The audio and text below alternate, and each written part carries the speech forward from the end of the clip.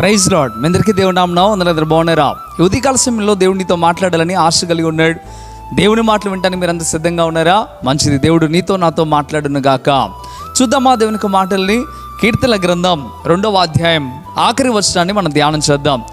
ఆయనను ఆశ్రయించేవారు ధన్యుడు అని రాయబడి ఉంది. ప్రేమని తినబుట్లారా, దేవుణ్ణి ఆశ్రయించేవాడు ధన్యుడు. అంతకంటే ఇదే వచనంలో పైన రాయబడిన మాట, కుమారుని ముద్దు పెట్టుకొనుడి, లేకపోతే మీరు త్రోవ తప్పి నశించిపోతారు అనే మాట రాయబడి ఉంది. ఒక మారు మనం ఆలోచించాలి. కీర్తన గ్రంథం భవిష్యత్తుకు సంబంధించిన కీర్తన, అనగా యేసు ప్రభు వారి గురించి ముందుగా రాయబడిన కీర్తన. ఒక మారు ఆలోచిద్దామా? యేసు ప్రభు వారిని ముద్దు పెట్టుకోవాలి అంటే యేసు ప్రభు వారిని స్వీకరించాలి అని అర్థం. ఆయనను ఆశ్రయించువారు ధన్యులు. యేసు ప్రభుని ఎవరైతే ఆశ్రయిస్తారో, యేసు ప్రభుని ఎవరైతే నమ్ముకుంటారో, యేసు ప్రభుని ఎవరైతే స్వీకరిస్తారో వారు ధన్యులు అని రాయబడుతూ ఉంది. యేసు ప్రభుని నమ్మావా? యేసు ప్రభుని నందు విశ్వాసం ఉంచావా? యేసు ప్రభుని స్వీకరించావా? ఎప్పుడైతే యేసు ప్రభుని నమ్ముకొని మారు మనసు పొంది బాప్తిసం తీసుకుంటావో, ఎప్పుడైతే ప్రభులో ఉంటావో అప్పుడు నువ్వు ధన్యుడు అవుతావు. ఉదయకాల సమయంలో నీవు ధన్యుడుగా, ధన్యురాలుగా మార్చబడాలని దేవుడు కోరుకుంటున్నాడు.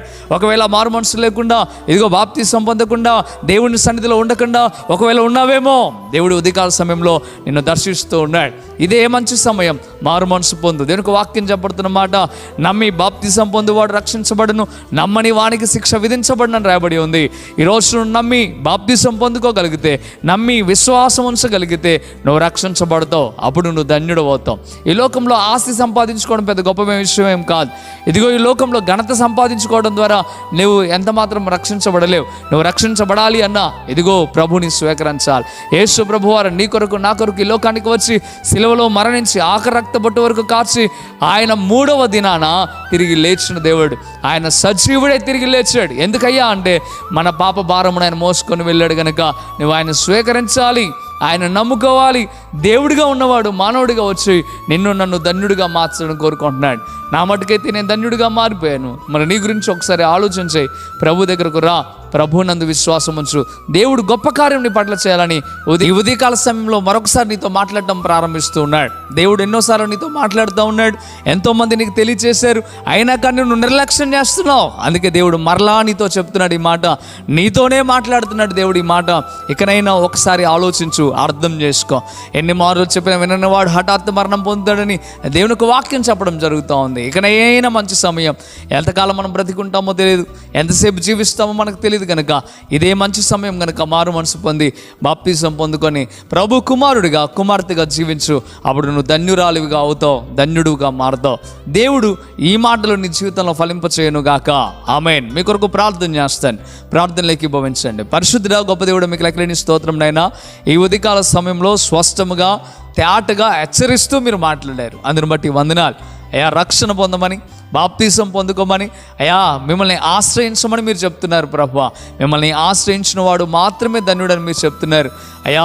ఎవరైతే మాటలు విన్నారో వారందరూ కూడా మిమ్మల్ని ఆశ్రయించడానికి సహాయం దయచేయమని, బలపరిచి స్థిరపరిచి మేలు చేయమని, కృపా కనికరం చేత నింపమని, ఉన్నతమైన స్థితికి మార్చమని ప్రభు వారి కుటుంబాలను దీవించండి.